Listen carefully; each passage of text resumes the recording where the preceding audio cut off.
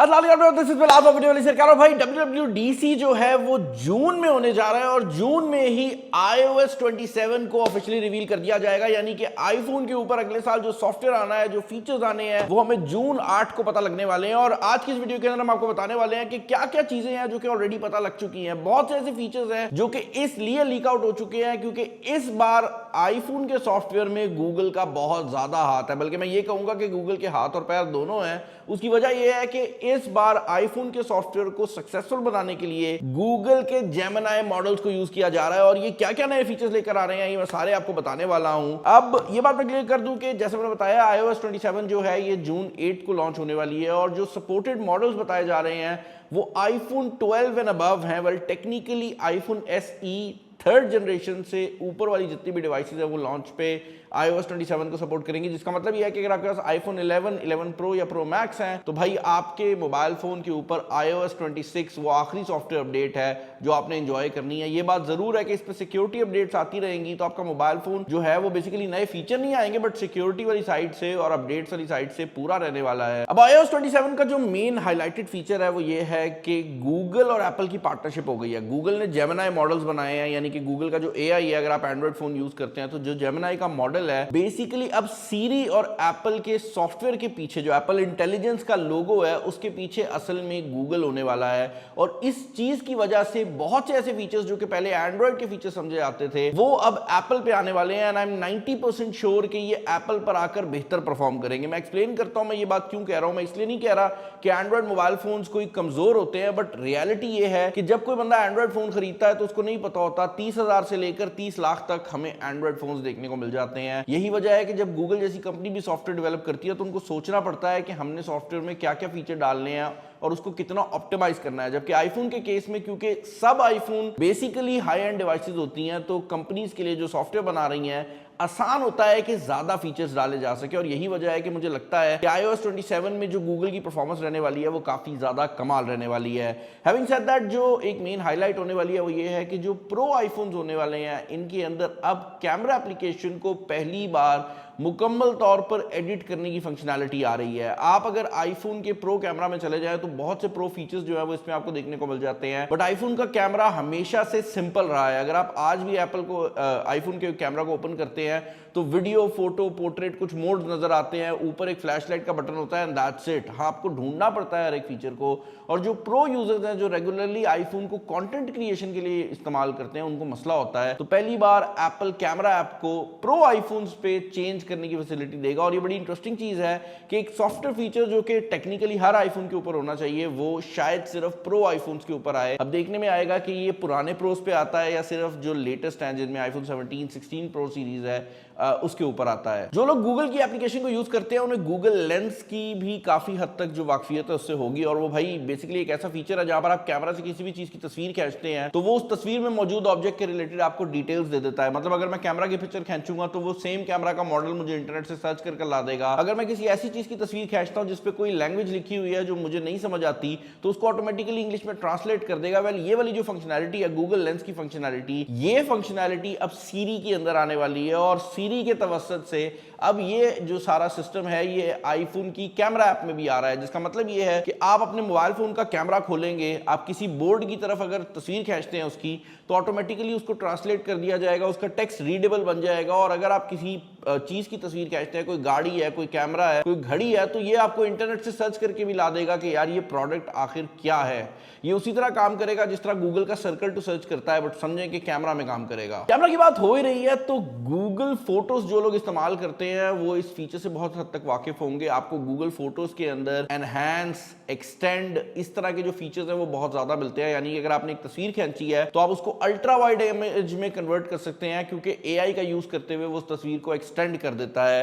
Well यही feature जो है अब आपके आईफोन के अंदर भी आ रहा है। अगर आज आप आईफोन को ओपन करते हैं तो इसमें जो एक AI का फीचर आपको मिलता है कैमरा ऐप में वो बेसिकली क्लीन अप का फीचर है, यानी जो आप बैकग्राउंड की चीजें रिमूव कर सकते हैं। वेल इसी चीज को, इसी मेन्यू को एनहांस किया जाएगा और iOS 27 में यहाँ पर एक्सटेंड आने वाला है जिससे आप AI जनरेटेड इमेजेस बना पाएंगे। यहाँ पर एनहांस आने वाला है जो कि AI का यूज करके आपकी तस्वीरों को बेहतर बनाएगा। अब ये देखने में आएगा कि एप्पल अपना ऑटो मोड रखता है या नहीं, ये एक क्वेश्चन है, क्योंकि एप्पल ऑलरेडी ऑटो मोड के नाम से एक फीचर देता है जो ऑटोमेटिकली सारी एनहांसमेंट करता है, बट ऑब्वियसली वो रेजोल्यूशन बेहतर नहीं कर सकता। ये जो फीचर है ये एक लो रेजोल्यूशन इमेज को भी एक बेहतर इमेज में कन्वर्ट कर देता है AI का यूज करके। एक और फीचर जो कि इसी मेन्यू में बताया जा रहा है वो रीफ्रेमिंग का फीचर है। अब ये रीफ्रेम का फीचर हम एंड्रॉइड फोन्स में देख चुके हैं, जहां पर एक तस्वीर जब आप उसको देते हैं तो ये उसको रीफ्रेम या उसकी जो कंपोजिशन है उसको चेंज कर देता है। मतलब अगर एक तस्वीर है जिसमें बंदा कोने पे खड़ा हुआ है तो ये उसको जूम करके उस बंदे को जो है ना वो तस्वीर के सेंटर में कर देगा। ये फीचर आईफोन में कंपोजिशन के नाम से ऑलरेडी अवेलेबल था, यानी ऑटो कंपोज का फीचर था। मुझे ऐसा लगता है कि एप्पल जो रीफ्रेमिंग का फीचर लेकर आएगा वो एप्पल के मल्टीपल कैमरास को यूज करेगा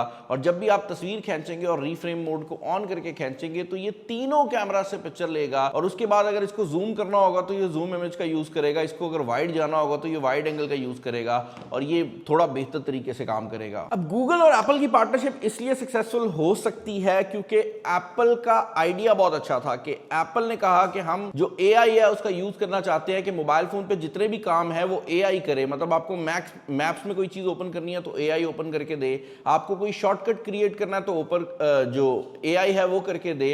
और ये सारे कामों के लिए जो एप्पल ने इंटेलिजेंस का फीचर रखा उसका नाम था एप्पल इंटेलिजेंस। अब एप्पल का आइडिया बहुत अच्छा था बट एप्पल से हुआ नहीं। मतलब वो होता है ना, कभी कभार हम भी दोस्तों यारों में बैठे होते हैं, हम छोड़ रहे होते हैं कि यार मेरा आइडिया ये है कि अगर हम कॉकरोच का फार्म बनाएं, तो वो मतलब आइडिया तो आ जाता है लेकिन बनाया नहीं गया, कॉकरोच का फार्म बना लिया गूगल ने। तो वो वाली सिचुएशन है। फिर एप्पल गूगल के पास गया और उन्होंने कहा कि भाई खुदा का वास्ता है हमारी सीरी को भी थोड़ा सा सपोर्ट दे दें और ये थोड़ा सा कोई $1 बिलियन के करीब अमाउंट भी है, ये भी रख लें। तो फिर एप्पल के बैक पर अब जेमिनी आ गया है और अब होगा ये कि सीरी की एक डेडिकेटेड ऐप आ जाएगी। जिस तरह एंड्रॉइड फोन्स में जेमिनी या चैट जीपीटी की अपनी एप्लीकेशन होती है ना, उसी तरह सीरी की ऐप आने वाली है और इस सीरी की एप्लीकेशन के अंदर आपको ऑप्शन मिल जाएगी कि अगर आप सीरी के अपने मॉडल्स यूज करेंगे तो गूगल के मॉडल यूज होंगे, अदरवाइज आप चैट जीपीटी, परप्लेक्सिटी और दूसरे जो टूल्स हैं उनको भी इस्तेमाल कर सकेंगे। तो ये एक all in one AI package बन जाएगा कि आपकी जो सीरी की एप्लीकेशन है उसके पास आपकी मुकम्मल डिटेल्स होंगी और उसके बाद आप उन डिटेल्स को प्रोसेस करने के लिए अपनी मर्जी का कोई भी मॉडल इस्तेमाल कर सकते हैं। जो लोग AI से वाकिफ हैं, ये काम ओपन क्लॉ भी करता है जहां पर आप मल्टीपल मॉडल्स को एक ही जगह पर चला सकते हैं।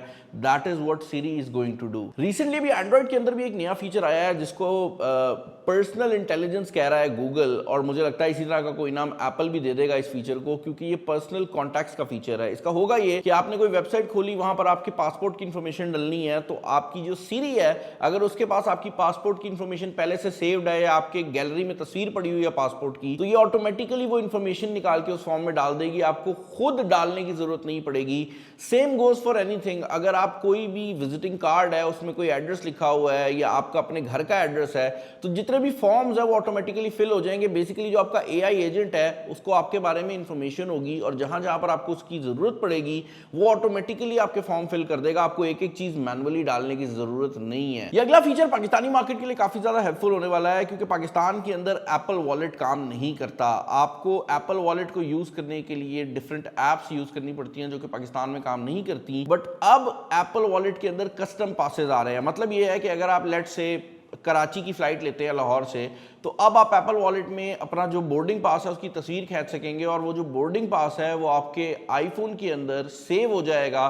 तो आपको जगह जगह वो कार्ड कैरी करने की जरूरत नहीं है। Same goes for any ticket. अगर आप मूवी देखने जा रहे हैं तो उसके ऊपर QR कोड होता है आपकी टिकट के ऊपर ना, आप उस तस्वीर को खींच सकते हैं और वो जो QR कोड है, वो पूरी जो तस्वीर है वो एक पास बन जाएगा आपके मोबाइल फोन में। अगर आप कहीं पार्किंग के लिए जाते हैं तो वो चीज भी आप सेव कर सकते हैं। कहने का मकसद ये है कि जितने भी पासेस होते हैं ना जिनमें QR कोड या बार कोड होता है, ये उसको आपके मोबाइल फोन में ही सेव कर देगा, तो आपको मल्टीपल पर्चियां उठाने की जरूरत नहीं है। ये अगला फीचर मेरे ख्याल से iOS 26 का सबसे इंपॉर्टेंट फीचर होने वाला है और ये है सैटेलाइट के रिलेटेड। मुझे ऐसा लगता है कि ये फीचर iOS 27 में एप्पल अनाउंस नहीं करेगा, क्योंकि ये फीचर टेक्निकली आईफोन 18 सीरीज का फीचर है। इस फीचर के थ्रू आप 5G इंटरनेट जो है वो भी सैटेलाइट से ले पाएंगे, आप मैसेजेस के ऊपर तस्वीरें भेज पाएंगे, आप एप्पल के जो मैप्स हैं उनको भी यूज कर सकेंगे सैटेलाइट के थ्रू। पाकिस्तान में ये काम नहीं करता।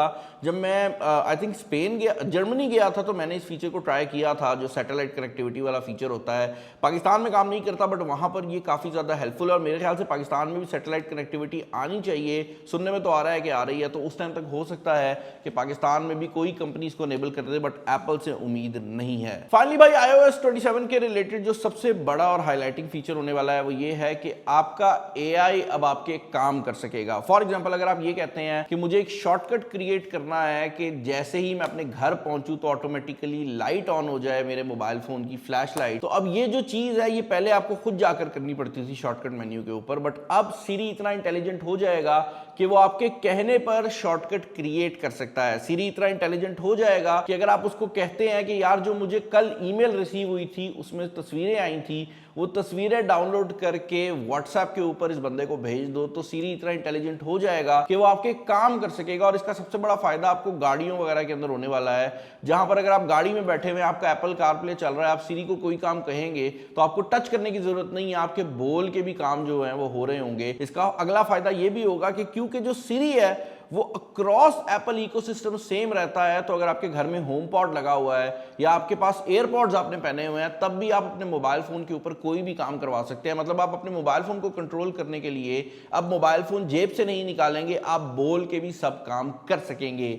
ये है वो iOS 27 के फीचर्स जो कि अभी तक लीक और रूमर्ड हैं। मुझे कमेंट्स में बताएं कि इनके रिलेटेड आपके क्या ओपिनियंस हैं, आपको ये फीचर्स कैसे लग रहे हैं। पर्सनली आई बिलीव कि ये बहुत बड़ी बात है कि गूगल और एप्पल आपस में मिल रहे हैं, एंड आई फील कि इससे कंज्यूमर्स का फायदा होगा। बट एक बात और भी है कि एप्पल ने बहुत बेचा है भाई, आईफोन 15 से लेकर आईफोन 17 तक AI को ही बेचते रहे हैं और उनसे एंड पे हुई नहीं है। अब आईफोन 18 में जाकर कहीं पर हमें AI फीचर्स मिलेंगे। मैं उम्मीद ये कर रहा हूँ कि जो पुराने आईफोन जिन पे एप्पल इंटेलिजेंस को इतना बेचा था, उस पर अगर एप्पल इंटेलिजेंस आ जाए तो क्या ही बात है। बाकी चैनल पर नए हैं, सब्सक्राइब कर ले। इस वीडियो में इतना ही। This is Bilal signing off. Allah Hafiz.